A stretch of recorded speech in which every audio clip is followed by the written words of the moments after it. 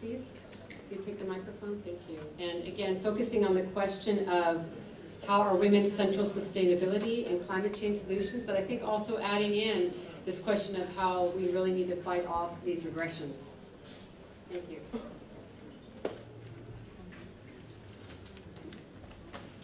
Marina talked about separation. And we've been given an architecture of what I call eco-apartheid. In South Africa, blacks were separated from whites, and it was considered human progress. We have a false worldview that very consciously put in place a separation of humanity from nature. The Cartesian, Baconian, Newtonian worldview of reductionist mechanism. And we've been told that's the only thing that's knowledge and science, and women's knowledge, women's science, indigenous knowledge was all treated as not knowledge. And the interesting thing is, Bacon called it the birth of masculine time. That the feminine had to be exiled for that project, whose ultimate expressions are genetic engineering, synthetic biology, geoengineering, mess up the planet in arrogance, as Marina mentioned. And then, as if that was not enough, when they wanted to move money for war, they put another boundary, the production boundary. If you consume what you produce, then you're not producing. So the forest doesn't produce, because it recycles its nutrients and water. Women don't produce because they produce for nourishment of the household. Third world peasants don't produce because they produce to consume. And all of production was wiped out in a go. And then the instruments kept multiplying. Now we've got the amazing instruments of derivatives, collateral debt obligations, debt obligations squared, cubed. They were going to make it to the power 4, and Wall Street collapsed. The planetary boundaries that are being violated. Just take the case of agriculture. The 3 planetary boundaries that were mentioned, biodiversity, climate change, nitrogen, all because of a model of agriculture based on narrow-minded thinking, ignorance about how the earth works, and a negation of all the production, the 80% food that's reaching the tables of people. 40% greenhouse gases are coming from that kind of agriculture. Hunger is related very intimately to that agriculture.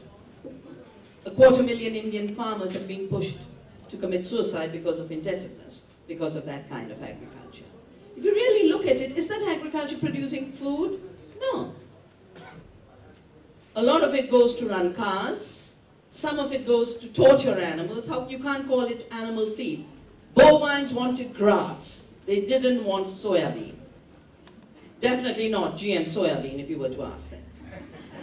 And even the stuff that comes out as genetically modified corn and soya and all the blends they create out of this, I call it non-food. It's not worth eating. It literally, we have a beautiful Sanskrit word for it, abhakshya, not worth consuming. And we are being condemned to this. The interesting thing is, the agriculture that women shaped did not lead to emissions of greenhouse gases, was more adapted. We've evolved seeds that are able to deal with the drought and the cyclone and the flood. Now the companies that started seed patenting in what happened? Exactly what we were suffering earlier.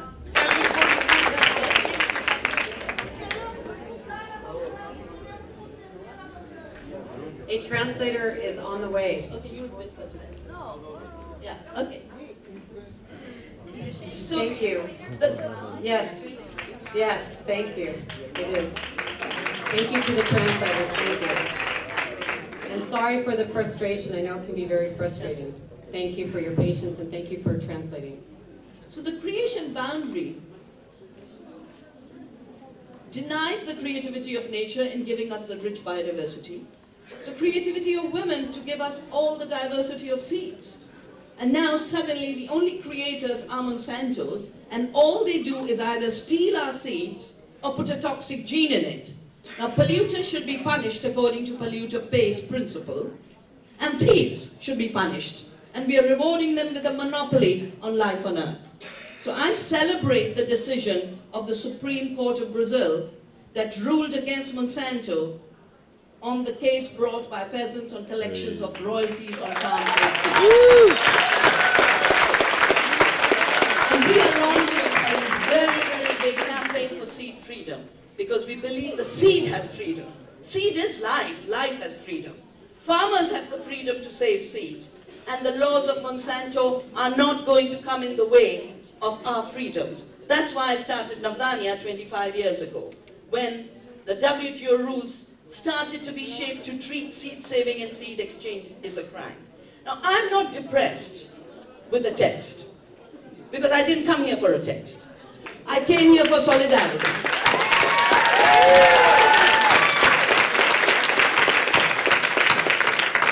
Life is not a document. It is the life of our rivers and our seas.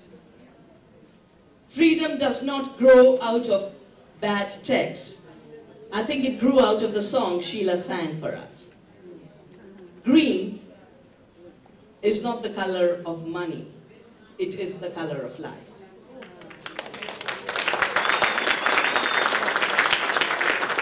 We are either going to have a future where women lead the way to make peace with the earth, or we are not going to have a human future at all.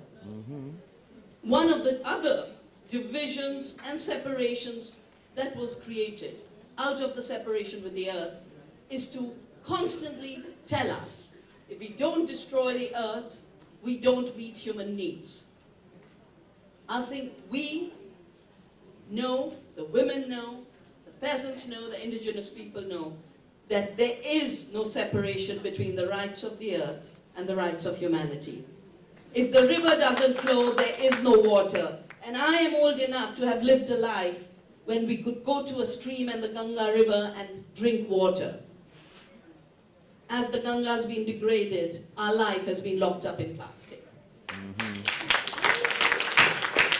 of course it makes huge money, trillions of dollars for the water bottlers. Women in Plachimada fought back Coca-Cola, who was stealing their water, and shut the plant down. All they do is, just like Monsanto steals seeds and put a patent, Coca-Cola steals water and says product of Coca-Cola. The rights of the bees and the earthworms and soil organisms and the plants that feed us are the same as the rights of the farmers who produce the food and the rights of every human being who must eat. We need a leap beyond this eco-apartheid, and women will show the way on how to do it. No amount of manipulated text, no amount of hijacked governments, no amount of stealing of our democracy is going to stop us from creating this new freedom movement for the earth and for humanity.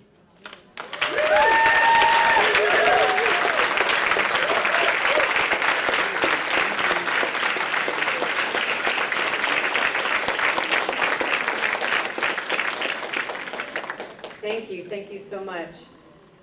I'm going to come back around to Nettie Wiebe.